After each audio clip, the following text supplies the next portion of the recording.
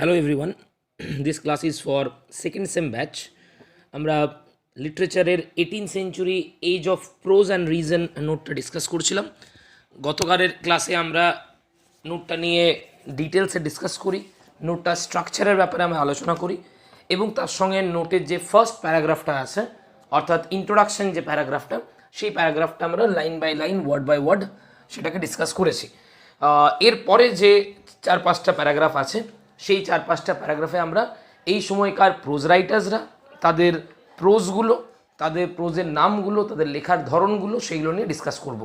Hopefully কালকের ক্লাসটা বোঝা গেছে। আমি বরাবর একটা কথাই বলে আসি, মুখস্থ বিদ্যার উপর ভরসা করবি না, কারণ দেয়ার ইজ এ লিমিট। কতটা তুমি মুখস্থ করতে পারবে, মুখস্থ করাটা ডিফিকাল্ট নয়, কিন্তু পরীক্ষার আগের রাতে প্রত্যেকটাকে রিভাইজ করা এবং তারপরের দিনে গিয়ে আমাকে সেই সমস্ত মুখস্থগুলোকে হুবহু পরীক্ষার খাতায় নামানো, দ্যাট ইজ প্রিটি ডিফিকাল্ট। এবং সেখানে যদি আমি একটা লাইন কি একটা জায়গা ভুলে যাই, সেক্ষেত্রে কিন্তু পুরো নোটটাই মিনিংলেস হয়ে যাবে, খাপছাড়া হয়ে যাবে, ইনকোহারেন্ট যেটা আমরা বলি, কিন্তু সেটার মধ্যে কিন্তু একটা সামঞ্জস্য থাকবে না। সুতরাং নোটটাকে বোঝার চেষ্টা কর। অলরেডি কিন্তু মাথায় রাখবি আমরা আমাদের থার্ড কোর্স থেকে, এটা আমাদের 4th লং নোট হচ্ছে, এই লং নোটটা করে নিলেই এই কোর্স থেকে আর একটা লং নোট আমাদের করতে হবে গালিভার্স ট্রাভেল থেকে। তাহলে এই কোর্সে 5টা লং নোট করলেই কিন্তু আমাদের পরীক্ষার জন্য এনাফ। তো যেটা আমরা ডিসকাস করেছিলাম গতকালের ক্লাসে, ইন্ট্রোডাকশন পোর্শনটা আমরা ডিটেলসে গিয়েছিলাম যে 18th সেঞ্চুরি আসলে নোটটা কি, নোটটা কীভাবে পড়বে। 18th সেঞ্চুরিকে বলা হয় age of prose and reason. এবারে এটা ডিসকাস করতে বলা হবে, এটা ইভ্যালুয়েট করতে বলা হবে। অর্থাৎ এই যে বলা হয় 18th century age of prose and reason, মানে 18th সেঞ্চুরিকে যে এই যে তকমাটা দেওয়া হয়েছে, এই টাইটেলটা দেওয়া হয়েছে, এটা উপযুক্ত কিনা, এটা অ্যাপ্রোপ্রিয়েট কিনা, এটা যথাযথ কিনা, সেইগুলো আমাদের আলোচনা করতে হবে নোটের মাধ্যমে। অর্থাৎ in the very first paragraph আমাদের প্রথমে আগে ডিসকাস করতে হবে যে 18th সেঞ্চুরিকে কেন এজ অফ প্রোজ বলা হয়। এজ অফ প্রোজ যে বলা হয় এটা বলাটা উপযুক্ত কিনা, যথাযথ কিনা, এবং তার সঙ্গে আবার এটাও আলোচনা করতে হবে আমাদের ইন্ট্রোডাকশন প্যারাগ্রাফে যে এজ অফ রিজন যে বলা হচ্ছে সেটা কতটা অ্যাপ্রোপ্রিয়েট, সেটা কতটা যথাযথ। এবং মনে আছে নিশ্চয়ই কালকে যে প্যারাগ্রাফটা আমরা দেখেছি, একদম পয়েন্ট ওয়াইজ যদি মাথায় রাখি, সবচেয়ে প্রথম পয়েন্টে হচ্ছে ম্যাথিউ আর্নল্ড, একজন famous English Literary personality as well as তিনি একজন ফেমাস ক্রিটিকও ছিলেন। তার বক্তব্য যে ইংরেজি সাহিত্য আজকে যদি জেনিথ অফ পপুলারিটি এনজয় করছে বা জেনিথ অফ পপুলারিটিতে যে পৌঁছেছে, আজকে ইংলিশ লিটারেচার যদি এত এনরিচড, এত সমৃদ্ধ, এত জনপ্রিয়, তার জন্য সবচেয়ে মুখ্য ভূমিকা পালন করে কবিতা। প্রত্যেকটা যুগে আমরা দেখে এসেছি কবিতা কিন্তু ইংরেজি সাহিত্যকে সমৃদ্ধ করার পেছনে সবচেয়ে মুখ্য ভূমিকা পালন করেছে। সেটা অ্যাংলো স্যাক্সন পিরিয়ড হোক, সেটা নিও ক্লাসিক্যাল পিরিয়ড হোক, সেটা রোম্যান্টিক পিরিয়ড হোক, কি যে কোনো পিরিয়ডে আমরা ভাবি না কেন, লিটারেচারের মধ্যে সবচেয়ে গুরুত্বপূর্ণ অংশ কিন্তু চিরকালই কবিতা নিয়ে এসছে। কিন্তু 18th সেঞ্চুরি একটা ব্যতিক্রমী সময়, একটা এক্সেপশনাল এজ আমরা বলছি। এই সময়ে পোয়েট্রি অবশ্যই আছে, কিন্তু পোয়েট্রির চেয়ে বেশি ডমিনেন্ট, পোয়েট্রির চেয়ে বেশি প্রাধান্য যদি এই যুগে কেউ পেয়েছে সেটা হচ্ছে প্রোজ। এবং এই যুগে শুধু 1-2জন প্রোজ রাইটার নন, একাধিক প্রোজ রাইটাররা আছেন, এবং শুধু এক ধরনের প্রোজ নয়। এই কথাটা আমি কালকে আলোচনা করেছিলাম, আমি আবার বলছি, খুব মাথায় ভালো করে রাখবি এটা। মনে কর ধর একটা পিরিয়ড, ধর একটা 50 বছরের পিরিয়ড, সেখানে একজন লিটারারি পার্সোনালিটি, একজন সাহিত্যিক, ধরে নাও এ, সেই ব্যক্তি 100টা নভেল লিখেছেন ফর এক্সাম্পল, বুঝবি ভালো করে কথা আমি কি বলছি। তাহলে 50 বছরের মধ্যে একটা পিরিয়ড জুড়ে একজন ব্যক্তি, একজন নভেলিস্ট, একজন উপন্যাসিক 100টা নভেল লিখেছেন, কিন্তু সেই এজটাকে আমরা এজ অফ প্রোজ বলতে পারবো না। কেন বলতে পারবো না ভেবে দেখবি, কারণ যুগটাতে, ওই পিরিয়ডটাতে, ওই 50 বছর ধরে একজন মাত্র ডমিনেন্ট প্রোজ রাইটারের আমরা নাম পাচ্ছি, এবং প্রোজের ক্ষেত্রেও একই ধরনের প্রোজ আমরা পাচ্ছি, যেটা হচ্ছে নভেল। তাহলে সেক্ষেত্রে কিন্তু সেই পুরো যুগটাকে এজ অফ প্রোজ কিন্তু বলা যাবে না। একটা এজকে এজ অফ প্রোজ বলতে গেলে সেই যুগে প্রোজ রাইটার যেমন একাধিক হতে হবে, সেরকম প্রোজের টাইপগুলো কিন্তু একাধিক হতে হবে। অর্থাৎ নভেলও থাকতে হবে, এসেও থাকতে হবে, historical work, work of criticism, এসে, সমস্ত রকমের প্রোজ ওয়ার্ক যাতে সেই সময় থাকে, স্যাটায়ার, অ্যাডভেঞ্চার স্টোরি। তাহলে এইভাবে যদি আমরা ভাবি, 18th সেঞ্চুরিকে অবশ্যই এজ অফ প্রোজ বলা যাবে, কারণ এই সময়ে এক ধরনের প্রোজ নয়, বিভিন্ন ধরনের প্রোজের উপস্থিতি কিন্তু আমরা পেয়েছি। এবং শুধুমাত্র প্রোজ নয়, মানে সেই প্রোজগুলো শুধুমাত্র লিখেছেন সাহিত্যিকরা তাই নয়, সেগুলো জনপ্রিয়তার শিখরে পৌঁছেছে। আজকে যদি আমরা ইংলিশ এসে নিয়ে আলোচনা করি, সেখানে অবধারিত আমাদের কিন্তু জোসেফ এডিসন, রিচার্ড স্টিল, এদের নাম কিন্তু উল্লেখ করতেই হবে। এরা কোন সময় লিখেছেন? 18th century. এরপরে যদি আজকে আমরা নভেল নিয়ে আলোচনা করি, অবশ্যই আমরা কিন্তু ফিল্ডিং, রিচার্ডসন এদের বাদ দিয়ে যেতে পারবো না। এরা কোন সময় লিখেছেন? 18th century. আজকে যদি ইংলিশ প্রোজ স্যাটায়ারের কথা বলি আমরা, অবশ্যই জোনাথন সুইফট সেই লিস্টে কিন্তু উপরের দিকে থাকবেন। তিনি কোন সময়ের? 18th century. আজকে যদি আমরা ইংলিশ ক্রিটিক্যাল ওয়ার্কসের কথা বলি, ডক্টর স্যামুয়েল জনসন একজন অত্যন্ত ভাইটাল সিগনিফিক্যান্ট নেম, তিনি কোন সময় লিখেছেন? 18th century. বুঝতে পারছি জায়গাটা। অ্যাডভেঞ্চার স্টোরি যদি কথা বলি, ড্যানিয়েল ডিফো কিন্তু লিস্টের একদম উপরের দিকে থাকবেন। তার লেখার সময়টা কখন? সেটাও 18th সেঞ্চুরি। এবার ভেবে দেখ, কেন আমরা বলবো না তাহলে 18th সেঞ্চুরিকে এজ অফ প্রোজ? একাধিক প্রোজ রাইটার, বিভিন্ন ধরনের প্রোজ, সমস্ত কিছু কিন্তু আমরা দেখছি এই পিরিয়ডটাতে, এই এজটাতে। সেই জন্য এই এজটাকে আমরা বলছি এজ অফ প্রোজ। এবং এইভাবে আমরা ফার্স্ট প্যারাগ্রাফের মধ্যে প্রমাণ করেছি যে এটা শুধুমাত্র কথার কথা নয়, এই যে তকমাটা বা টাইটেলটা দেওয়া হয় 18th সেঞ্চুরিকে এজ অফ প্রোজ, এটা অ্যাবসলিউটলি অ্যাপ্রোপ্রিয়েট, অ্যাবসলিউটলি জাস্ট। যথাযথ নামকরণ দেওয়া হয়েছে। 18th century is really an age of prose. এরপরের যে পয়েন্টটা ছিল যে রিজন, এজ অফ প্রোজ বলছি, বুঝলাম কেন বলছি, কারণ বিভিন্ন ধরনের প্রোজ রাইটার বিভিন্ন ধরনের প্রোজ এই সময় লিখেছেন, সেই কারণে যুগটাকে এজ অফ প্রোজ বলা হচ্ছে। ফাইন, কিন্তু এজ অফ প্রোজ মানেই তো এজ অফ রিজন নয়। কারণ প্রোজ লজিক্যালও হতে পারে, ইললজিক্যালও হতে পারে, র্যাশনালও হতে পারে, ইরর্যাশনাল হতে পারে। তাহলে এজ অফ প্রোজ মানেই যে এজ অফ রিজন হতেই হবে এরকমটা কিন্তু নয়। তাহলে এজ অফ রিজন বলছি কেন আমরা?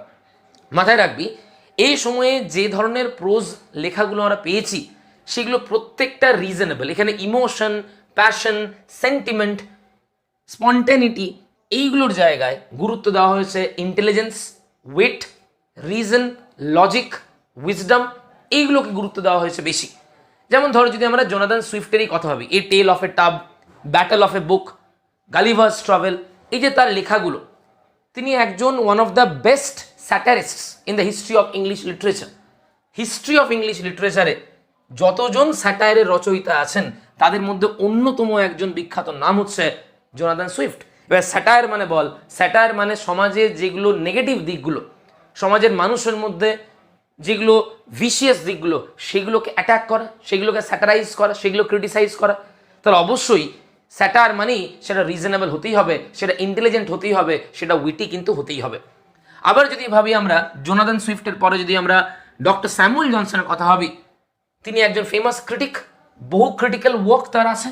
এবং ক্রিটিসিজম মানেই সেখানেও কিন্তু ইন্টেলিজেন্সের অবশ্যই থাকতে হবে। ইন্টেলিজেন্স ছাড়া ক্রিটিসিজম বা ক্রিটিক্যাল ওয়ার্ক কিন্তু হয় না। এরপরে যদি আমরা এসে ভাবি, অ্যাডিশন, স্টিল, এদের এসেগুলো যদি ভাবি, এদের এসের কয়েকটা নাম আমি তোকে বলি। মিসচিফ অফ পার্টি স্পিরিট, এই যে এসেটাই ধর। পার্টি মানে পলিটিক্যাল পার্টি, পলিটিক্যাল পার্টিরা কি কি অন্যায় জড়িয়ে পড়ে, এই পার্টির প্রতি যে পাগলামোটা, সেটা মানুষের মধ্যে কীরকম ভেদাভেদ তৈরি করে, সেই নিয়ে এসে কিন্তু mischief of the party spirit. এবং ভেবে দেখ, এই ধরনের এসে লেখা মানে সেখানে কিন্তু ইন্টেলিজেন্স, লজিক, উইটকে জায়গা দিতেই হবে। অর্থাৎ এই যুগে শুধুমাত্র আমরা প্রোজ রাইটার আর প্রোজ ক্রিয়েশনের আধিক্য পেয়েছি তাই নয়, এই যুগে যে ধরনের প্রোজ লেখাগুলো আমরা পেয়েছি সেখানে ইমোশন, প্যাশন, সেন্টিমেন্ট, স্পন্টানিটি, এইগুলোকে গুরুত্ব কম দিয়ে বেশি গুরুত্ব দেওয়া হয়েছে লজিক, রিজন, ইন্টেলিজেন্স, উইজডম, এইগুলোকে। এবং এই কারণেই আমরা এই এজটাকে বলি age of prose and reason. এই পুরো ব্যাপারটা আমরা কালকে ডিসকাস করেছি। হোপফুলি কেন 18th সেঞ্চুরিকে age of prose and reason বলা হয় এটা নিয়ে কারোর মনে কোনো ডাউট নেই। আর থাকলেও আমি আজকে আরেকবার এটা নিয়ে ডিসকাস করলাম। এইটা হচ্ছে ইন্ট্রোডাকশনের প্যারাগ্রাফ। এরপরের প্যারাগ্রাফগুলো ইজি হবে, শুধু বইয়ের নামগুলো আমাদের মুখস্থ করতে হবে, এসের নামগুলো, ক্রিটিক্যাল ওয়ার্কসের নামগুলো, স্যাটায়ারের নামগুলো, এগুলো শুধু আমাদের মুখস্থ করতে হবে। Let us come to the second paragraph. এখানে একটা কথা বলে রাখি, আমি ড্যানিয়েল ডিফো দিয়ে শুরু করেছি সেকেন্ড প্যারাগ্রাফটা, তারপরে সুইফট আছে, তারপরে অ্যাডিশন, স্টিল আছে, এবং তারপরে ডক্টর স্যামুয়েল জনসন আছে। এটা তোরা নিজেদের মতন করে চেঞ্জ করতে পারিস, কারণ নোটটা আমার শুধু ডিফোকে নিয়ে নয়, নোটটা আমার কিন্তু শুধুমাত্র সুইফটকে নিয়ে নয়, নোটটা হচ্ছে 18th সেঞ্চুরি প্রোজকে নিয়ে। এবং এরা প্রত্যেকেই 18th সেঞ্চুরি প্রোজ রাইটার্সদের মধ্যে অন্যতম মুখ। সুতরাং যাকে ইচ্ছে আগে তুমি লিখতে পারো, জোনাথন সুইফটের প্যারাগ্রাফটা আগে লিখতে পারো, ইভেন যদি আমার মনে হয় ডক্টর স্যামুয়েল জনসনের প্যারাগ্রাফটা আগে লিখবো, ড্যানিয়েল ডিফোর প্যারাগ্রাফটা লাস্টে করবো, সেটাও করা যেতে পারে। অ্যাংলো স্যাক্সন প্রোজের ক্ষেত্রে অ্যালফ্রেডের নামটা আমরা সবচেয়ে আগে দিয়েছিলাম, সেখানে কিন্তু বারণ করেছিলাম যে এলফ্রিক বা উলস্টন এদের নামটা আগে আনা চলবে না, অ্যালফ্রেডের নামেই কিন্তু আগে আনতে হবে। সেটার পেছনে একটা রিজন ছিল, সেটার পেছনে একটা যুক্তি ছিল। যুক্তিটা কি? কারণ অ্যাংলো স্যাক্সন প্রোজ যদি আমরা ভাবি, অ্যাংলো স্যাক্সন প্রোজের ফিল্ডে সবচেয়ে গুরুত্বপূর্ণ নাম সেটা হচ্ছেন কিন্তু king Alfred. Anglo Saxon pros যে ফাদার বলা হয় ইংলিশ প্রোজের, সেটাও কিন্তু হচ্ছে অ্যালফ্রেড। যেহেতু তিনি অ্যাংলো স্যাক্সন প্রোজের সবচেয়ে প্রমুখ নাম, সবচেয়ে গুরুত্বপূর্ণ নাম, সেহেতু সেই নোটে কিন্তু আমরা অ্যালফ্রেডের প্যারাগ্রাফটা ফার্স্ট প্যারাগ্রাফে দিয়েছিলাম, বা সবচেয়ে প্রথমে অ্যালফ্রেডের প্যারাগ্রাফটা আমরা বর্ণনা করেছিলাম। কিন্তু মাথায় রাখতে হবে, যখন আমরা 18th century age of prose আর রিজনের নোটটা করব, সেখানে কিন্তু Daniel Defoe, Jonathan Swift, Addison Steele, doctor Samuel Johnson, এরা প্রত্যেকেই কিন্তু অত্যন্ত গুরুত্বপূর্ণ নাম। সেক্ষেত্রে যার ইচ্ছে প্যারাগ্রাফ আগে পেছনে করা যেতে পারে, এটার মধ্যে সেরকম কোনো হার্ড অ্যান্ড ফাস্ট রুল নেই। Let us now go through the paragraph of Daniel Defoe. এগুলো না শর্ট শর্ট নোটের মতন, যেগুলো আমরা টিকা বলতাম দেখবি, সেটাও মাথায় রাখবি। মানে এক একটা প্যারাগ্রাফ ড্যানিয়েল ডিফোর প্যারাগ্রাফ, অর্থাৎ এখানে আমাকে ড্যানিয়েল ডিফো কী ধরনের বই লিখতেন, অ্যাডভেঞ্চার স্টোরি, তার কয়েকটা বইয়ের নাম, তার লেখার স্টাইলটা, তার লেখার যে পজিটিভ দিকগুলো বা তার লেখার যে বৈশিষ্ট্যগুলো, ট্রেডসগুলো, সেগুলো আলোচনা করব। আবার যখন জোনাথন সুইফটের প্যারাগ্রাফটা করব, সে একই ফর্মুলা, তিনি কোন ধরনের প্রোজ লিখতেন, তার লেখা ফেমাস প্রোজগুলোর নাম, বা ধরো তার লেখার স্টাইল, তার লেখার যে পার্টিকুলার বৈশিষ্ট্যগুলো বা ট্রেডসগুলো যেগুলো আমরা বলছি, সেগুলো ডিসকাস করব। Now let us go through the paragraph of Daniel Defoe. দেখ, Daniel Defoe was a born journalist. দেখ, এই কথাটা একটু অবাক লাগতে পারে, বর্ন জার্নালিস্ট। প্রথম কথা, জার্নালিস্ট আমরা বুঝি, জার্নালিজম আমরা বুঝি, সেটা না ঠিক আছে, কিন্তু বর্ন জার্নালিস্ট, কেউ যখন জন্ম নেয়, সে তো জন্মর থেকেই সাহিত্যিক বা মিউজিশিয়ান বা প্লেয়ার বা স্পোর্টস পার্সোনালিটি এই আকারে জন্ম নেয় না। তাহলে কেন আমরা ড্যানিয়েল ডিফো সম্বন্ধে বর্ন জার্নালিস্ট এই ফ্রেজটা ইউজ করছি? অ্যাকচুয়ালি এত সুন্দর তার লেখার ধরন, তার জার্নালিজম, এত ট্যালেন্টেড তিনি ছিলেন in the field of journalist, যে তার সম্বন্ধে এই মন্তব্যটা করা হয় যে হি ওয়াজ এ বর্ন জার্নালিস্ট। এটা অবভিয়াসলি হাইপারবোলের উদাহরণ, এক্সাজারেশন, মনে আছে নিশ্চয়ই, রেটরিক্যাল ফিগার ফার্স্ট সেমিস্টারে যেগুলো আমরা করেছিলাম। তার লেখার ধরন, তার লেখার গ্রহণযোগ্যতা, তার লেখার স্টাইল এত স্প্লেন্ডিড, এত ব্রিলিয়েন্ট ছিল, এত ওয়ান্ডারফুল ছিল, যে সেক্ষেত্রে তার জন্য এই তকমাটা বা এই ফ্রেজটা ইউজ করা হয় যে হি ওয়াজ a born journalist and a প্যামফ্লেটিয়ার। নতুন ওয়ার্ড, সম্ভবত এই ওয়ার্ডটার মানে অনেকেই জানা নেই তোদের। প্যামফ্লেট মানে মাথায় রাখবি পুস্তিকা, বুক মানে পুস্তক। ডিফারেন্সটা আমি বুঝিয়ে দিচ্ছি। কোনো বইয়ের সাইজ যদি 100-150 পাতা হয়, তখনই সেটাকে আমরা বই বলি, বুক বলি। কিন্তু ধরো কোনো বই যদি 5 পাতা, 7 পাতা, 9 পাতা, 12 পাতা এরকম হয়, তখন সেটা কিন্তু আইডিয়াল সাইজ অফ এ বুক নয়। যেমন ধরো এই যে যখন কোনো ভোট হয়, ইলেকশন হয়, তখন প্রত্যেকটা রাজনীতি যারা করে, সেই রাজনৈতিক পার্টিদের যে ইস্তেহার আমরা বলি, ম্যানিফেস্টো, সেই ম্যানিফেস্টোর একটা বই বেরোয় দেখবি, এবং সেটা 200 পাতা 300 পাতার বই হয় না, জেনারেলি 8 পাতা, 10 পাতা, 15 পাতা, 12 পাতা এরকম সাইজের বই হয়। এই ধরনের বইগুলোকে পুস্তক বলে না, এইগুলোকে বলে পুস্তিকা, অর্থাৎ প্যামফ্লেট। এবং যিনি প্যামফ্লেট লেখেন তাকে প্যামফ্লেটিয়ার। যেমন সনেট যিনি লেখেন, সনেটিয়ার। যেমন যিনি ড্রামা লেখেন, ড্রামাটিস্ট। এক্স্যাক্টলি প্যামফ্লেটের রচয়িতাকে বলা হয় প্যামফ্লেটিয়ার। তাহলে আমরা সবচেয়ে প্রথমে ড্যানিয়েল ডিফোর দুটো পরিচয় পেলাম, হি ওয়াজ এ জার্নালিস্ট অ্যান্ড এ প্যামফ্লেটিয়ার। এর ভাবার চেষ্টা কর, জার্নালিজম এটা পোয়েট্রি না প্রোজ? Obviously pros. আবার যদি আমরা প্যামফ্লেট বলি, পুস্তক বা পুস্তিকা বলি, সেটাও কিন্তু ওয়ার্ক অফ প্রোজ, সেটা কিন্তু ওয়ার্ক অফ পোয়েট্রি নয়। দেখো, হি রোট অন অ্যান ইনফিনাইট, ইনফিনাইট মানে অগণিত, মানে নিউমারেবল, সরি নিউমারাস, বা যেটা আমরা বলছি ইননিউমারেবল, অগণিত, uncountable, infinite variety of subjects.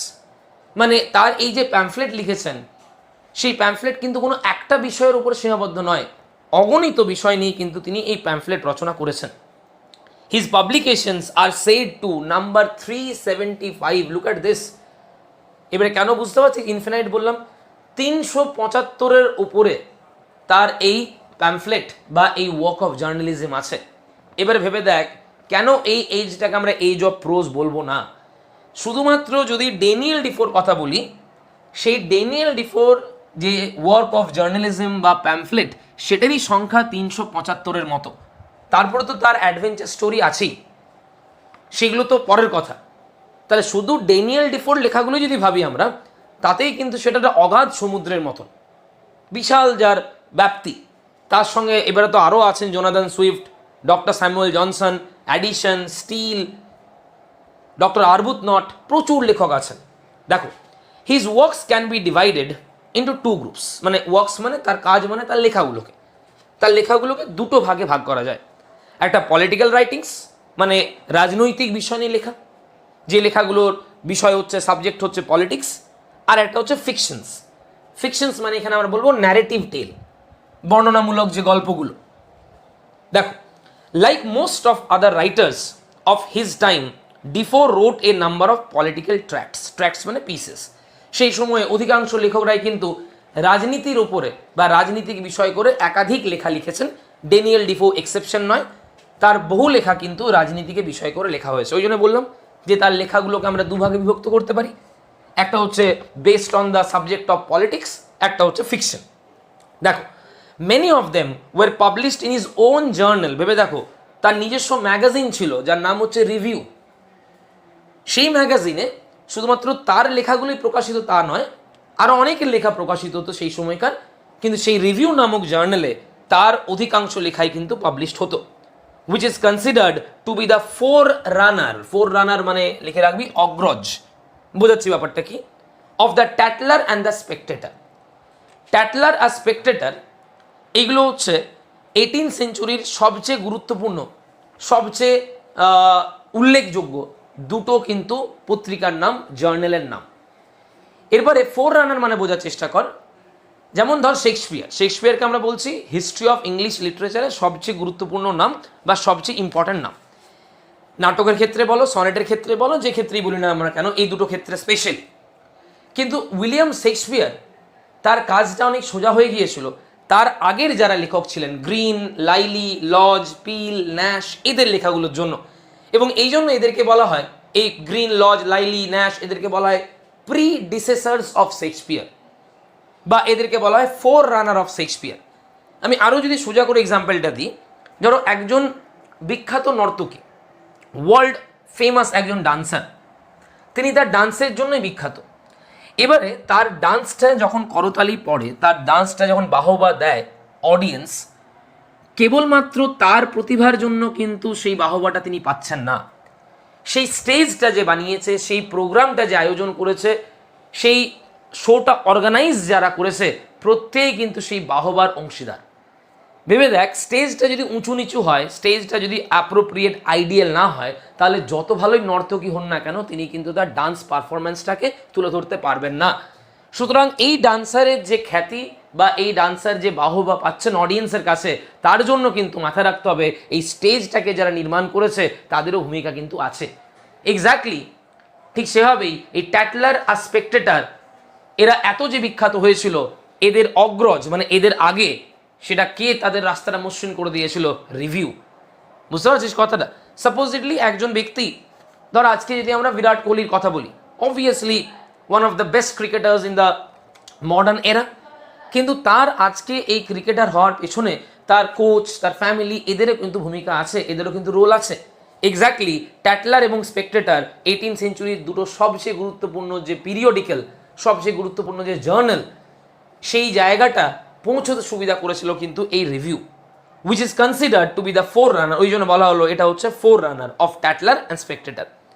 The best known of his pamphlet, his বলতে অবভিয়াসলি ড্যানিয়েল ডিফোর প্যারাগ্রাফ আলোচনা করছি। তাহলে ড্যানিয়েল ডিফোর সবচেয়ে বেস্ট, এই যে এত প্যামফ্লেট আছে তার মধ্যে সবচেয়ে বেস্ট প্যামফ্লেটের নাম হচ্ছে the true born Englishman. His works in fiction, যেহেতু তার কাজগুলোকে আমরা দুটো ভাগে ভাগ করলাম, একটা পলিটিক্যাল রাইটিংস, একটা ফিকশন। তাহলে পলিটিক্যাল রাইটিংসগুলো জার্নাল আকারে, প্যামফ্লেট আকারে বেরোতো। জার্নাল আকারে যেগুলো বেরোতো, রিভিউ নামে তার যে ম্যাগাজিন, সেই ম্যাগাজিনে পাবলিশ হতো। তার সবচেয়ে বেস্ট যে প্যামফ্লেট, সেটার নাম আমরা উল্লেখ করলাম ট্রু বর্ন ইংলিশম্যান। এবারে ফিকশন অর্থাৎ ন্যারেটিভ যে টেল, অ্যাডভেঞ্চার যে স্টোরি, সেইগুলো কী কী আছে আমরা দেখে নেব। His works in fiction were all produced in the latter part of his life. অর্থাৎ তার কেরিয়ারটাকে যদি আমরা দুভাগে ভাগ করি, সাহিত্যিক হিসাবে তার শুরুর দিকে তিনি প্যামফ্লেট, জার্নাল, বোঝা গেছে, এই নিয়ে ব্যস্ত ছিলেন, পলিটিক্যাল রাইটিংস। এবং তার কেরিয়ারের সেকেন্ড অর্ধে অর্থাৎ দ্বিতীয় অর্ধে তিনি কিন্তু এই ন্যারেটিভ টেল বা এই যে অ্যাডভেঞ্চার স্টোরি এই দিকে মনোনিবেশ করেন। His first work in fiction, তার সবচেয়ে প্রথম যেটা ন্যারেটিভ টেল বা ফিকশন বা অ্যাডভেঞ্চার স্টোরি সেটা হচ্ছে রবিনসন ক্রুসো। এটা masterpiece, very famous in the field of adventure story. Robinson Crusoe অত্যন্ত গুরুত্বপূর্ণ অ্যাডভেঞ্চার স্টোরি, যেটা আজ পর্যন্ত one of the best adventure story হিসাবে গণ্য করা হয়। শুধু এটাই নয়, আরও অনেক লিখেছেন। ইট ওয়াজ ফলোড বাই, মানে রবিনসন ক্রুসোর পরে আরও লিখেছেন Duncan Campbell, memoirs of a cavalier, captain Singleton, Moll Flanders, a new voyage round the world, etcetera. দেখ, এখানে নামগুলো হয়তো মুখস্থ করতে অসুবিধা হবে, আমি বলে দেবো টেকনিকটা কীভাবে মুখস্থ করবি। আগে দেখে নে, প্যারাগ্রাফটা কমপ্লিট করি। The name of Defoe will ever be mentioned as the greatest pioneer of English novel. খুব ইম্পর্টেন্ট লাইন কিন্তু। পায়োনিয়ার মানে লিখে রাখবি ইন্ট্রোডিউসার বা বিগিনার, যিনি শুরু করেন। আমরা দেখবি 18th সেঞ্চুরি নভেল নোটটা যখন করেছিলাম সেখানে বলেছিলাম কিন্তু যে 18th সেঞ্চুরিতে নভেলের হয়তো ফর্মালি আত্মপ্রকাশ হচ্ছে রিচার্ডসনের পামেলার হাত ধরে 1740 খ্রিস্টাব্দে যেটা পাবলিশড হয়েছিল, কিন্তু তার আগে অনেক লেখকদের মধ্যে কিন্তু আমরা নভেলের বৈশিষ্ট্য পেয়েছিলাম।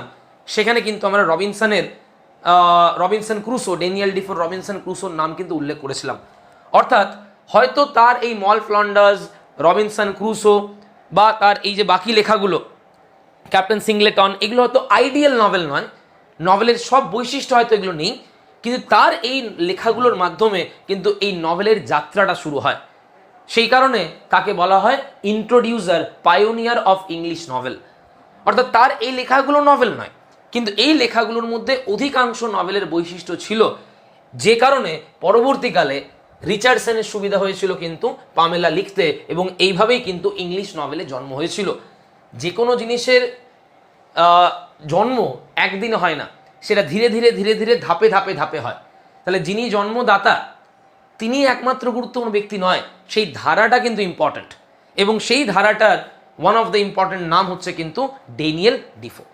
এবার তুই ভেবে দেখ, একটু এলোমেলোভাবে আমরা ড্যানিয়েল ডিফোর প্যারাগ্রাফটা কী কী পেলাম ভাবার চেষ্টা করি। তার একটা বেস্ট প্যামফ্লেটের নাম পেয়েছি, দ্য ট্রু বর্ন ইংলিশম্যান। তার একটা জার্নালের নাম পেয়েছি, রিভিউ।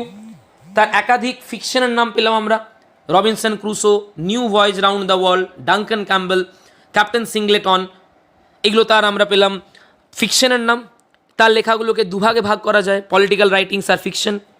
তার একাধিক প্যামফ্লেট এবং এই ওয়ার্কস অফ জার্নাল আছে 375, একাধিক বিষয় নিয়ে লিখেছেন, এইগুলো আমরা দেখলাম। এবার তুই ভেবে দেখ, এবং তার এই রিভিউয়ের গুরুত্বটা আমরা দেখলাম। তার রিভিউ বলে যে জার্নালটা, সেটা কনসিডার করা হয় ট্যাটলার এবং স্পেকটেটার, যেটা 18th সেঞ্চুরির দুটো বেস্ট পিরিয়ডিক্যাল, তাদের ফোর রানার হিসাবে সেগুলোকে কনসিডার করা হয়। এবার তুই ভেবে দেখ যে কেন এই এজটাকে তাহলে আমরা এজ অফ প্রোজ বলবো, কেন বলছি হওয়ার চেষ্টা কর। একজন শুধুমাত্র নাম দেখেছি আমরা, ড্যানিয়েল ডিফো, এবং তার লেখাগুলো যদি ভাবি, ভেবে দেখ, ফিকশন একাধিক, প্যামফ্লেট ওয়ার্কস অফ জার্নাল একাধিক, তার সঙ্গে তার নিজস্ব যে জার্নাল দ্য রিভিউ সেটা আছে। শুধুমাত্র ড্যানিয়েল ডিফোর কথাই যদি বলি, তার প্রোজের সংখ্যায় কিন্তু অগণিত। এবং ভেবে দেখ যে লেখাগুলোর বর্ণনা পাচ্ছি, যে পলিটিক্স ধরো বা এই যে জার্নাল, প্যামফ্লেট, একাধিক বিষয় নিয়ে, এইগুলো কিন্তু কোনোটাই কাল্পনিক গল্প নয়, প্রত্যেকটাই কিন্তু ইন্টেলিজেন্ট, লজিক্যাল এবং রিজনেবল লেখা। এই কারণেই তো আমরা বলছি এটাকে age of prose and reason. তাহলে ড্যানিয়েল ডিফোর যে প্যারাগ্রাফটা খুব সিম্পলভাবে মাথায় রাখবি, ড্যানিয়েল ডিফো একজন বিখ্যাত জার্নালিস্ট ছিলেন এবং একজন প্যামফ্লেটিয়ার ছিলেন। খুব সিম্পলভাবে মাথায় রাখ।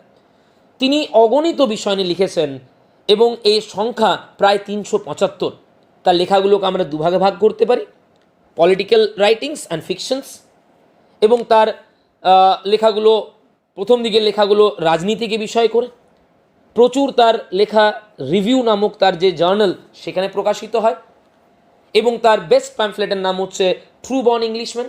তার কেরিয়ারের পরের দিকে তিনি একাধিক ফিকশন, একাধিক ন্যারেটিভ স্টোরি, একাধিক অ্যাডভেঞ্চার স্টোরি লেখেন, যাদের মধ্যে উল্লেখযোগ্য নাম হচ্ছে Robinson Crusoe, Duncan Campbell, memoirs of a cavalier, captain Singleton, Moll Flanders, new voyage round the world, etcetera.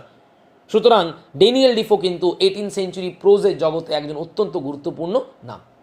Clear হচ্ছে ড্যানিয়েল ডিফোর প্যারাগ্রাফটা? Now let us come to the next paragraph. আগে আমি নোটটা কমপ্লিট করে নিই। নিয়ে আরও কীভাবে ইজিলি এটাকে মনে রাখা যাবে, কীভাবে এটা পরীক্ষার জন্য প্রস্তুতি নেব আমরা, সেটা মাথায় রাখবো। শুধু কি করবি বলি, একটা পেজ রেডি করবি এবং প্রত্যেক দিন নোটটার এই কাজটা করবি, যেটা আমি বলছি। নোটটা প্রত্যেক দিন একবার করে রিডিং পড়া বা মুখস্থ করা, এগুলো প্র্যাকটিক্যাল নয়ও, এগুলো সম্ভবপর নয়। কিন্তু যেটা করবি, প্রত্যেক দিন অ্যাটলিস্ট খাতার উপরে একটা হেডিং করলি 18th century age of prose and reason নিয়ে। 1 নম্বর ড্যানিয়েল ডিফো, 2 নম্বর জোনাথন সুইফট, তো যেটা ইচ্ছে 1 নম্বর 2 নম্বর করতে পারিস। ড্যানিয়েল ডিফো লেখার পরে 2 ভাগে ভাগ করব, পলিটিক্যাল রাইটিংস, ফিকশন। পলিটিক্যাল রাইটিংসগুলোকে আমরা আবার ভাগ করব প্যামফ্লেট আর জার্নালের মধ্যে। 375-এর উপরে ওয়ার্ক, তার রিভিউ নামটা রাখবো মাথায়। তার সঙ্গে হচ্ছে অবভিয়াসলি তার বেস্ট যে pamphlet, the true born Englishman, সেই নামটা, এবং তার সঙ্গে তার ফিকশনের নামগুলো। ব্যাস এইটুকু শুধু আমরা লিখব, এইটুকু শুধু আমরা মাথায় রাখবো, বাকিটা কিন্তু সাজিয়ে লেখা যাবে। Now let us come to the second name, that is Jonathan Swift. অত্যন্ত গুরুত্বপূর্ণ নাম। জোনাথন সুইফটের গালিভার্স ট্রাভেলই তো করবো এরপরে আমরা। আজকের পরে আগামীকালের ক্লাস থেকে কিন্তু আমাদের জোনাথন সুইফটের গালিভার্স ট্রাভেল স্টার্ট হবে, আরও ভালো বুঝতে পারবি। Swift, that is Jonathan Swift chief contribution, মানে ইংরেজি সাহিত্যে তার মুখ্য অবদানটা কি, টু লিটারেচার ইজ হিজ স্যাটায়ার্স। দেখেছিস, মানে ইংরেজি সাহিত্যে জোনাথন সুইফট কী অবদান রেখেছেন। মানে তিনি কবিতাও লেখেননি, তিনি নভেলও লেখেননি, তিনি ড্রামাও লেখেননি। তার ইংরেজি সাহিত্য অবদান হচ্ছে তার এই স্যাটায়ারগুলো। স্যাটায়ার নিশ্চয়ই আমাদের একটা আইডিয়া আছে, আমরা আলেকজান্ডার পোপের মক হিরোইক, মক এপিক যে poem the rape of the lock আমরা পড়েছি এর আগে। সুতরাং একটা আইডিয়া আমাদের কিন্তু স্যাটায়ার সম্বন্ধে তৈরি হয়েছে। তাতেও যদি কারোর মনে না আছে, আমি একটুখানি মনে করিয়ে দিই। খুব সিম্পল ভাষায় যদি বলি যে হোয়াট ইজ এ স্যাটায়ার, একজন সাহিত্যিক অত্যন্ত দার্শনিক মানসিকতা তার মধ্যে থাকে। তিনি খুব ভালো অবজারভার হন, পর্যবেক্ষণ করেন সমাজকে, এবং সমাজের যে মানসিকতা, সমাজ ব্যবস্থা, সমাজের মধ্যে থাকা ব্যক্তিদের যে নানা রকমের নেগেটিভ দিকগুলো তাদের কিন্তু চোখে পড়ে, এবং সেইগুলোকে তারা যেহেতু সাহিত্যিক, তারা তো আর লড়াই করতে যাবেন না বা অ্যাবিউজিভ ল্যাঙ্গুয়েজ ইউজ করবেন না। সেই খারাপ দিকগুলোকে তখন তারা তাদের লেখার মাধ্যমে তুলে ধরেন, লেখার মাধ্যমে সেগুলোকে অ্যাটাক করেন, ক্রিটিসাইজ করেন। এই ধরনের লেখাকে বলা হয় স্যাটায়ার, যেটা আমরা বলছি বিদ্রুপাত্মক লেখা। যেমন ধর রেপ অফ দ্য লকে যদি আমরা বলি আলেকজান্ডার পোপের, সেখানে 18th সেঞ্চুরি যে অ্যারিস্টোক্রেটিক সোসাইটি, আপার ক্লাস যে সোসাইটি, মেন অ্যান্ড ওমেন, তাদের যে ধরন, তাদের নেচার, তাদের মেন্টালিটি, অ্যাটিটিউড, বিহেভিয়ার, এগুলোকে স্যাটায়ার করা হয়েছে। তো স্যাটায়ারের জগতে সবচেয়ে গুরুত্বপূর্ণ নামগুলোর মধ্যে একটা নাম হচ্ছে জোনাথন সুইফট, এবং তিনি কোন সময়কার লেখক, 18th সেঞ্চুরি। দেখো, Swift's chief contribution to literature is is satire, among which, যার মধ্যে নামগুলো সবচেয়ে উল্লেখযোগ্য নাম কোনগুলো, the battle of the books, a tale of a tub, Gulliver's travel, etcetera.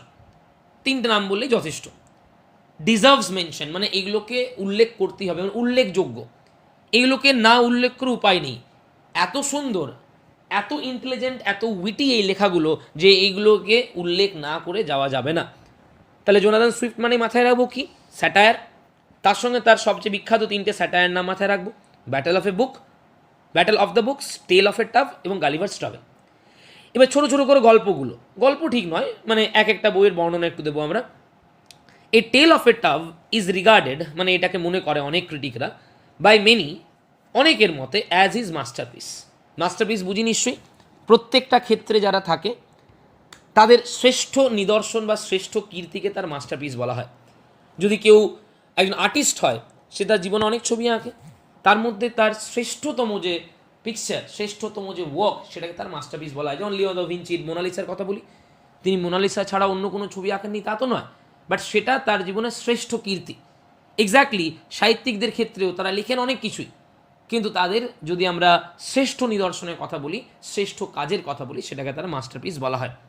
যেহেতু এটা একটা বিতর্কের ব্যাপার, অনেকের মতে এটা হতে পারে, কারোর মতে অন্যটা হতে পারে, সেহেতু আমরা বলেছি যে অনেক ক্রিটিকের মতে, বেশিরভাগ ক্রিটিকদের মতেই এ টেল অফ এ টাভ তার মাস্টারপিস বলে তারা মনে করেন বা গণ্য করেন। It is a religious allegory. Allegory বুঝি নিশ্চয়ই আমরা, রূপক ধর্মী, যেখানে সারফেস লেভেল মিনিং একরকম থাকবে আর ইনার মিনিং আরেক রকম হবে। যেখানে আক্ষরিক অর্থে একটা কথা বলা হবে, কিন্তু অ্যাকচুয়ালি তার কিন্তু একটা গভীর গূঢ় অন্তর্নিহিত অর্থ কিন্তু থাকবে, যেটা আমরা বলছি ইনার মিনিং। তাহলে এই যে টেল অফ এ টাব, এটা কিন্তু একটা রিলিজিয়াস অ্যালিগরি, এটা সাবজেক্টটা রিলিজিয়ান, আর এটার ধরনটা, টাইপটা কিন্তু হচ্ছে অ্যালিগরি। পারহ্যাপস সম্ভবত suggested by Bunyan's the Pilgrim's progress. John Bunyan বলে একজন লেখক, তার পিলগ্রিমস প্রোগ্রেস ছিল, সেই পিলগ্রিমস প্রোগ্রেস পড়ার পরেই হয়তো এই বইটার বিষয়বস্তু তার মাথায় আসে, এটা অনেক ক্রিটিকদেরই ধারণা। দ্য বুক ইজ রিমার্কেবল, এই বইটা উল্লেখযোগ্য কিসের জন্য? ফর ইটস উইট, যেরকম বুদ্ধিমত্তার পরিচয় দিয়েছেন এখানে জোনাথন সুইফট, সেই কারণেই বইটা কিন্তু এতটা উল্লেখযোগ্য, এতটা জনপ্রিয়। ফর ইটস থট, গভীর যে চিন্তন বইটার মধ্যে দেখতে পাবো আমরা, সেটার কারণেই কিন্তু বইটা এত গুরুত্বপূর্ণ। And shows the height of Swift's imaginative power, Jonathan সুইফটের কল্পনা শক্তি কতটা তীব্র তারও কিন্তু পরিচয় আমরা এই বইতে পাবো। এবার দেখ, age of prose and reason কেন বলছি? জোনাথন সুইফটের লেখাগুলো স্যাটায়ার, মানে সবগুলোই প্রোজ, আর তার লেখা একটা বইয়ের কথা আমরা বলছি, টেল অফ এ টাব, সেটা কিসের জন্য এত উল্লেখযোগ্য? তার বুদ্ধিমত্তা যেই প্রকাশ পেয়েছে বইটার মধ্যে, তার গভীর চিন্তন যেটা প্রকাশ পেয়েছে বইটার মধ্যে, তো অবভিয়াসলি আমরা এইগুলো বলতে পারি age of reason, age of logic. দেখো, গালিভার্স ট্রাভেল তার আরেকটা গুরুত্বপূর্ণ বই, records the 4 voyages of mister Lemuel Gulliver. Lemuel Gulliver তার জীবনে 4 বার তিনি সামুদ্রিক যাত্রা করেছিলেন। ভয়েজ মানে সামুদ্রিক যাত্রাকে ভয়েজ বলা হয়। এবং এই প্রত্যেকবারই তিনি নানা রকমের অজানা, নাম না জানা, অপরিচিত আইল্যান্ডে পৌঁছন এবং সেখানে গিয়ে কী কী তার অভিজ্ঞতা হয়, কার কার সঙ্গে তার দেখা হয়, কিভাবে তিনি সেখান থেকে বেরিয়ে আসেন, সেই বর্ণনাই হচ্ছে কিন্তু গালিভার্স ট্রাভেল। তাহলে আক্ষরিক অর্থে বলতে গেলে গালিভার্স ট্রাভেল কিন্তু একটা অ্যাডভেঞ্চার স্টোরি, যেখানে ল্যামুয়েল গালিভার তার জীবনের যে বিভিন্ন সময়ে যে সামুদ্রিক যাত্রায় বেরিয়েছেন, সেখানে গিয়ে গিয়ে তিনি কী কী অ্যাডভেঞ্চারের সম্মুখীন হয়েছেন তার বর্ণনা পাবো আমরা ল্যামুয়েল গালিভারের এই যে বর্ণনার বই গালিভার্স ট্রাভেল সেখানে। কিন্তু গভীর অর্থে যদি ভাবি, আমরা কালকেও আলোচনা করেছি বা আরও ডিটেলস আলোচনা করবোই, এই বছর আমাদের সবচেয়ে ইম্পর্ট্যান্ট নোটই হবে গালিভার্স ট্রাভেল থেকে এই স্যাটায়ার বা আইরনিটা, সেখানে আলোচনা হবেই আমাদের। গভীরভাবে যদি আমরা ভাবি, গালিভার্স ট্রাভেল কিন্তু শুধুমাত্র একটা অ্যাডভেঞ্চার স্টোরির বর্ণনা নয়, শুধুমাত্র একটা এন্টারটেনিং স্টোরি নয়, এখানে অত্যন্ত বুদ্ধিমত্তার সঙ্গে জোনাথন সুইফট আসলে মানব সমাজের নেগেটিভ দিকগুলো, মানব সমাজের যে ভিশিয়াস দিকগুলো, সেইগুলো কিন্তু স্যাটারাইজ করেছেন।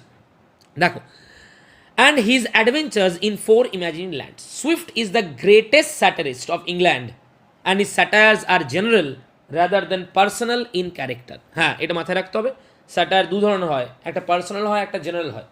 পার্সোনাল মানে যখন কোনো একজন নির্দিষ্ট ব্যক্তিকে বিদ্রুপ করা হবে, আক্রমণ করা হবে, ক্রিটিসাইজ করা হবে বা অ্যাটাক করা হবে, সেগুলোকে বলি আমরা পার্সোনাল স্যাটায়ার। আবার যখন কোনো একটা পুরো সমাজকে, পুরো একটা গোষ্ঠীকে, পুরো একটা কমিউনিটিকে যখন অ্যাটাক করা হবে, তাদের ভুল ভ্রান্তি, অন্যায়গুলো, ভাইসেসগুলো তুলে ধরা হবে, সেই ধরনের স্যাটায়ারকে আমরা বলি জেনারেল স্যাটায়ার। তাহলে গালিভার্স ট্রাভেল বা তার টেল অফ এ টাব বা অন্য তার যে ব্যাটল অফ দ্য বুকস, এইসব বইয়ে কিন্তু তিনি কোনো ব্যক্তিগত একজন মানুষকে বা একটা সম্প্রদায়ের মানুষকে কিন্তু স্যাটারাইজ করেননি, তার স্যাটারগুলো হচ্ছে জেনারেল। এবার তুই দেখ জোনাথন সুইফটের প্যারাগ্রাফটা কত ইজি তাহলে। মানে জোনাথন সুইফটের ইংরেজি সাহিত্যের মূল অবদান হচ্ছে স্যাটায়ার। তার বিখ্যাত 3টে বইয়ের নাম বললাম, তার মধ্যে ক্রিটিকদের মতে টেল অফ এ টাবটা তার মাস্টারপিস, সেটা বললাম। বইটা এত গুরুত্বপূর্ণ কেন, কী ধরনের বই, রিলিজিয়াস অ্যালিগরি, এত গুরুত্বপূর্ণ, এত জনপ্রিয় হয়েছে তার উইজডাম, থট প্রসেস, ইমাজিনারি পাওয়ারের জন্য। গালিভার্স ট্রাভেল সেটা বললাম, এবং তারপরে বললাম আমরা তার যে স্যাটায়ারগুলো, সেই স্যাটায়ারগুলো কিন্তু জেনারেল, সেগুলো কিন্তু পার্সোনাল নয়। এবং ইংরেজি সাহিত্যের ইতিহাসে সবচেয়ে গুরুত্বপূর্ণ যদি স্যাটারিস্টের নাম বলি, তাহলে কিন্তু অধিকাংশ ক্রিটিকরা এক বাক্যে জোনাথন সুইফটেরই কথা উল্লেখ করবেন। এবার তুই ভ্যারাইটিটা ভাব, একটা মাত্র যুগ 18th সেঞ্চুরি, একবার জাস্ট ভ্যারাইটিটা ভাব। ড্যানিয়েল ডিফোর লেখা আর জোনাথন সুইফটের লেখা কিন্তু সম্পূর্ণ আলাদা। ড্যানিয়েল ডিফোর লেখাগুলো হচ্ছে প্যামফ্লেট, তার লেখাগুলো হচ্ছে জার্নাল, ফিকশনও আছে তার, আর জোনাথন সুইফটের লেখাগুলো হচ্ছে কিন্তু স্যাটায়ার। অথচ দেখ, দুটোই কিন্তু ফিল্ড অফ প্রোজ, আর দুজনের লেখার মধ্যে সবচেয়ে মূল জিনিস সেটা কিন্তু হচ্ছে কি না, উইট, লজিক, রিজন, ইন্টেলিজেন্স যেটা আমরা বলছি। তাহলে কেন, যদি আর কেউ নাও থাকতেন না, শুধুমাত্র এই ড্যানিয়েল ডিফো আর জোনাথন সুইফট থাকতেন, তাতেই কিন্তু আমরা এই এইজটাকে age of prose and reason বলতে পারতাম। অথচ আমরা তো আরও অনেক নাম পাবো এরপরে। দেখো, 3rd প্যারাগ্রাফে চলে আসবে।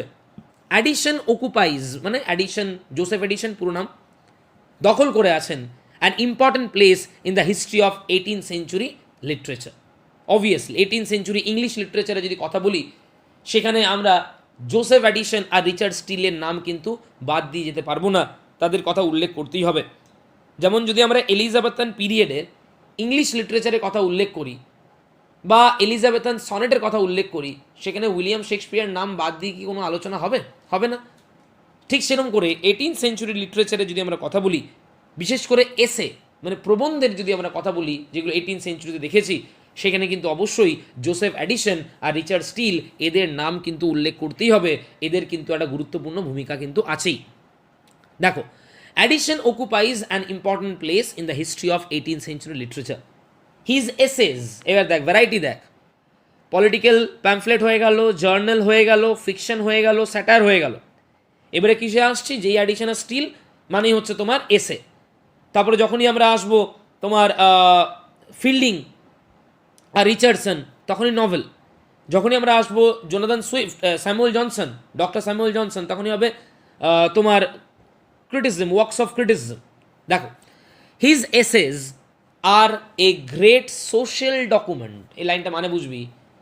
আজকে যদি 18th সেঞ্চুরি সমাজের কথা আমাকে জিজ্ঞেস করা হয়, 18th সেঞ্চুরির সমাজ ব্যবস্থার কথা আমাকে জিজ্ঞেস করা হয়, it is not possible for me two guess ইট, কারণ আমি সেই সময়কার মানুষ নই, অথবা সেই সময়কার কোনো মানুষ এই সময়ে জীবিত নেই যে তার কাছে আমি জানতে পারবো। তাহলে যদি আজকে আমার 18th সেঞ্চুরি সমাজ ব্যবস্থা, সমাজে মানুষদের নেচার, অ্যাটিটিউড, এইগুলো সম্বন্ধে জানতে হয়, তাহলে কিন্তু আমার একটা সেই ডিকশনারির মতন কাজ করবে, এনসাইক্লোপিডিয়ার মতন কাজ করবে এই অ্যাডিশন আর স্টিলের এসেগুলো। অর্থাৎ এদের এসেগুলো শুধুমাত্র সাহিত্যে গুরুত্বপূর্ণ ভূমিকা আছে তাই নয়, সামাজিক ইতিহাস জানার ক্ষেত্রেও এদেরগুলো কিন্তু এসেগুলো সামাজিক ডকুমেন্ট, এক একটা মানে সোশ্যাল হিস্ট্রি জানার এক একটা গুরুত্বপূর্ণ সোর্স হচ্ছে এদের এসেগুলো।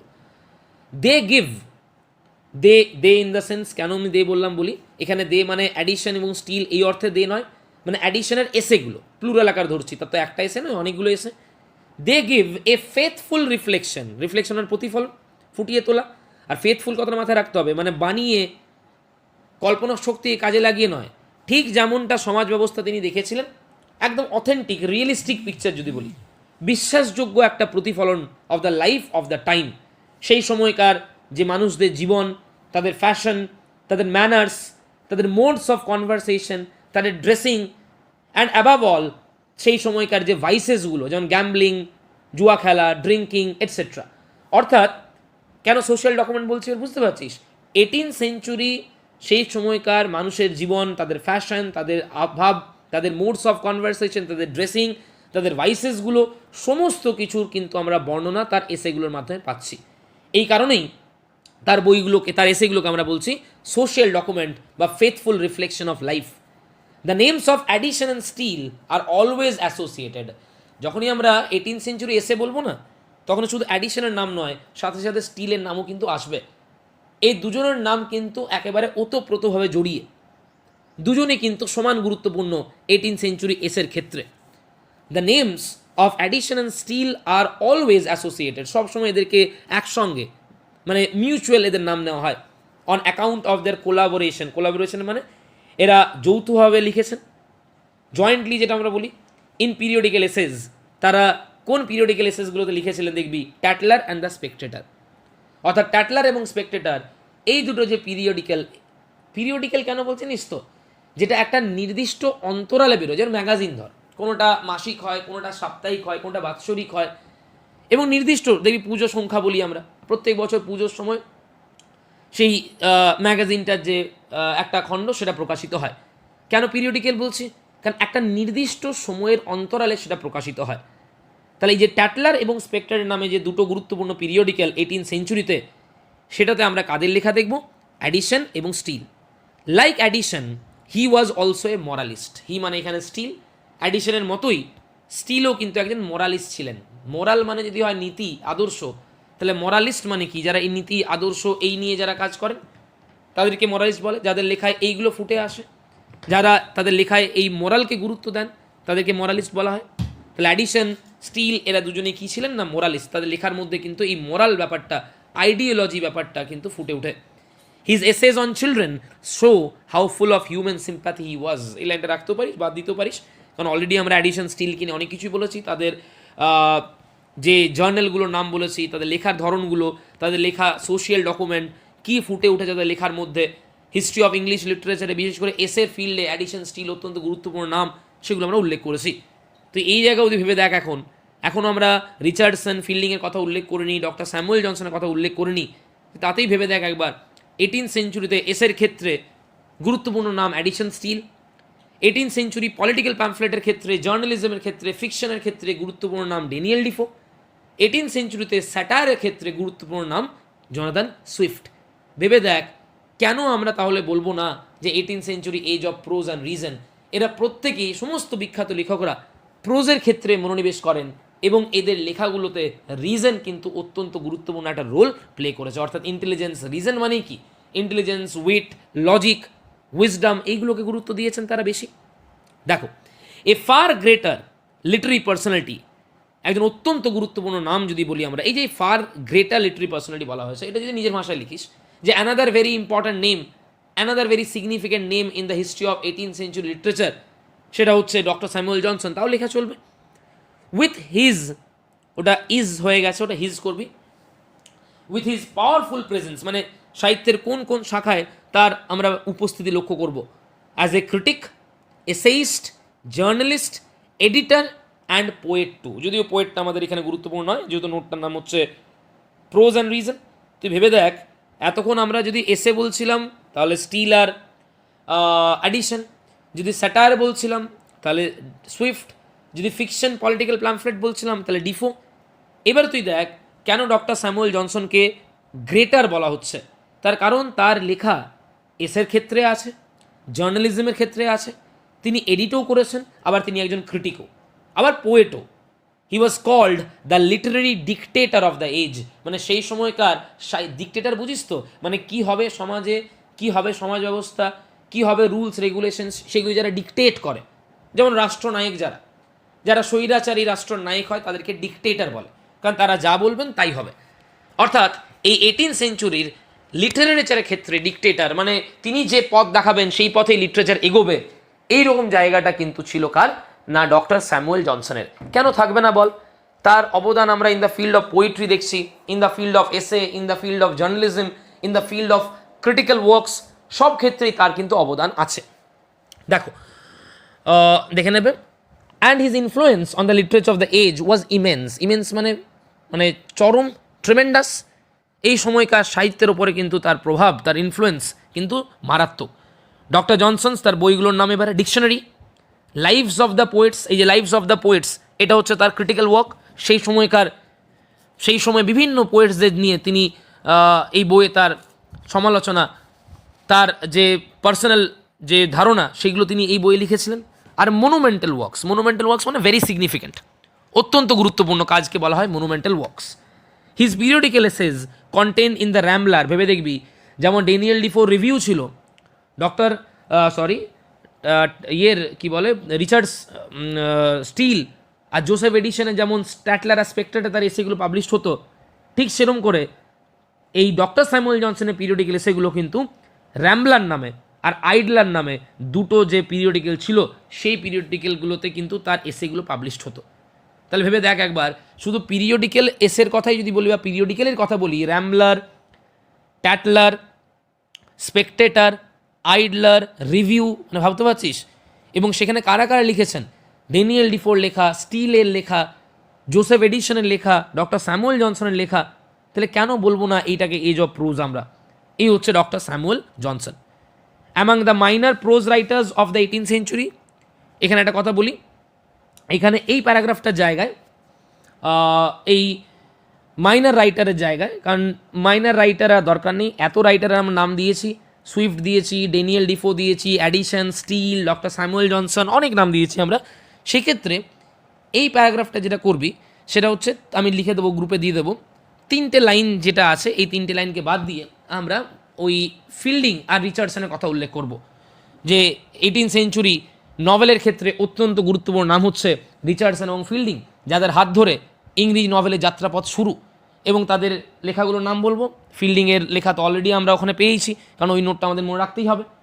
আবার যদি আমরা রিচার্ডসনের কথা বলি, তারও নভেলগুলো দুটো নাম দেবো আমরা, এটা আমি দিয়ে দেবো গ্রুপে, আমাকে মনে করাবি সন্ধ্যেবেলায়, আমি গ্রুপে দিয়ে দেবো, এই প্যারাগ্রাফটার বদলে ওই প্যারাগ্রাফটা দিবি। তাহলে ভেবে দেখবি একবার, নভেলের ক্ষেত্রে দুজন গুরুত্বপূর্ণ নাম, এসের ক্ষেত্রে দুজন গুরুত্বপূর্ণ ব্যক্তির নাম, স্যাটায়ারের ক্ষেত্রে, পলিটিক্যাল প্যামফ্লেটের ক্ষেত্রে, ক্রিটিক্যাল রাইটিংয়ের ক্ষেত্রে সমস্ত যত গুরুত্বপূর্ণ প্রোজ রাইটার্সরা আছেন তাদের কথা কিন্তু আমরা উল্লেখ করেছি এই নোটের মধ্যে। দেখো এবারে conclusion. The 18th century was thus an age of great prose. অবশ্যই এবার আমাদের এইটা নিশ্চয়ই বলতে আর আপত্তি থাকার কথা নয় যে 18th সেঞ্চুরি প্রোজের ক্ষেত্রে কিন্তু একটা অত্যন্ত গুরুত্বপূর্ণ সময়। Of the great makers of English pros literature, সত্যি ইংরেজি প্রোজের যারা মহানতম যারা স্রষ্টা তারা প্রচুর সংখ্যায় কিন্তু এই সময় আমরা পেয়েছি, এই যুগে আমরা কিন্তু পেয়েছি। শুধুমাত্র প্রোজ নয়, but it was also an age of reason, an age of understanding and thinking, যেখানে গভীর চিন্তন, ইন্টেলিজেন্স, উইজডম, রিজন এইগুলোকে গুরুত্ব দেওয়া হয়েছে, সেরকম একটা যুগ হচ্ছে 18th century. The general tendency was to look at life critically, মানে এখানে তারা জীবনকে ইমোশন সেন্টিমেন্ট দেখেননি, সেটা ক্রিটিক্যালি দেখেছেন, মানে কি সেটাকে পর্যালোচনা করেছেন, অবজার্ভ করেছেন, সেটাকে গভীর চিন্তনের সহকারে জীবনকে উপলব্ধি করার চেষ্টা করেছেন।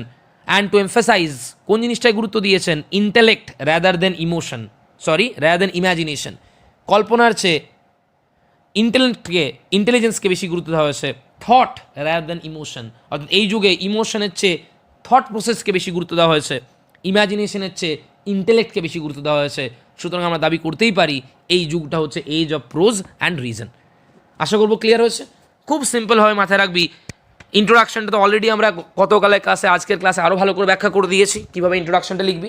তারপরে আমাদের যে কোনো প্যারাগ্রাফ আগে, যেটা তোর সবচেয়ে কনফিডেন্স থাকবে বেশি, যেই জোনাথন সুইফট হোক কি ডিফো হোক কি স্টিল হোক যাই হোক না কেন, তাদের প্যারাগ্রাফটা আগে এবং পরপর প্যারাগ্রাফগুলো, আর ওই যে ডক্টর আরবুথনটের যে প্যারাগ্রাফ আছে ওটা বাদ দিয়ে আমরা ফিল্ডিং আর রিচার্ডসনের যে প্যারাগ্রাফ সেটা আমরা ইনক্লুড করবো। এবার তুই নিজে ভেবে দেখ, আমি নোটটা বলছি বলে নয় বা নোটটা দেওয়া আছে বলে নয়, এরপরে বল যে 18th সেঞ্চুরিকে তাহলে age of prose and reason বলা যাবে কি না। একবার গভীরভাবে ভেবে বল আমাকে, কারণ এত প্রোজ রাইটার্স, এত ধরনের প্রোজ রাইটার্স, এবং প্রত্যেকের লেখার মধ্যে ইমোশন, প্যাশন, সেন্টিমেন্ট এইগুলোর জায়গায়, এইগুলোর বদলে তারা intelligence, wit, wisdom, reason, thought process এইগুলোকে তারা গুরুত্ব দিয়েছেন বেশি। তো অবশ্যই আমরা বলতে পারি এই যুগটা কিন্তু একটা age of prose and reason. তাহলে নোটটাই ছিল আমাদের যে এই যুগটাকে যে এজ অফ প্রোজ আর রিজন বলা হয়, সেটাকে অ্যানালাইজ করো, সেটাকে ইভ্যালুয়েট করো, ডিসকাস করো পয়েন্ট দিয়ে, প্রমাণ দিয়ে, এবং সেটা কিন্তু আমরা করেছি। হোপফুলি ক্লিয়ার হয়েছে। তাও যদি কোনো ডাউট থাকে নোটটা ভালো করে দেখে নিবি, আমার গ্রুপে অবশ্যই জানাবি, কারণ অলরেডি আমাদের যে কোর্স 3 তিনটে মেইন সেকশন, তার 2টো সেকশন কিন্তু কমপ্লিট হয়ে গেছে। যদি কোনো প্রবলেম থেকে থাকে, মানে অলরেডি ভেবে দেখবি এখান থেকে কিন্তু আমাদের ফাইনালে যে 40 নম্বর আমরা পরীক্ষা দেবো তার 30 মার্কস কিন্তু এখান থেকে কমপ্লিট। তার কারণ গালিবাস ট্রাভেল এলিজি রিটার্ন কান্ট্রি চার্চিয়ার্ড, সেখান থেকে শর্ট লং কমপ্লিট, 2টো লং ওখান থেকে করেছি আমরা, লিটারেচারের 2টো লং সেটা আমরা ক্লিয়ার করলাম।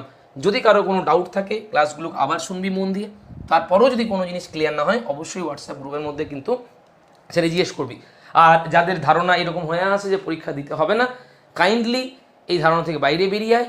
পরবর্তীকালে প্রচুর পরিমাণ আফসোস করতে হবে যখন আমরা দেখব যে পরীক্ষা খারাপ হয়ে গেল, যদি হয় কোনো কারো যদি খারাপ হয়, আফসোস করার কিন্তু চরম জায়গা থাকবে যে এতগুলো দিন ছুটি পেলাম, যেখানে কলেজ নেই, টিউশন যেতে হচ্ছে না, বাড়িতে বসে বসে জাস্ট একটু 1 ঘন্টা 1.5 ঘন্টা করে যদি প্রত্যেক দিন পড়তাম, প্রত্যেকটা লং নোট থেকে শুরু করে প্রত্যেকটা টপিক যেখানে ইউটিউবের মাধ্যমে ক্লাস করে করে পাঠাচ্ছি, সেই জায়গায় কিন্তু অবশ্যই সারা জীবন আফসোস করতে হবে।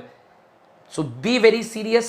বেশি পড়ার দরকার নেই, একেবারে চাপ নেওয়ার দরকার নেই, একটু একটু করে প্রত্যেক দিন রেগুলারিটি মেনটেন করে পড়ে নে, যেখানে যার প্রবলেম আছে সেটা ক্লিয়ার করে।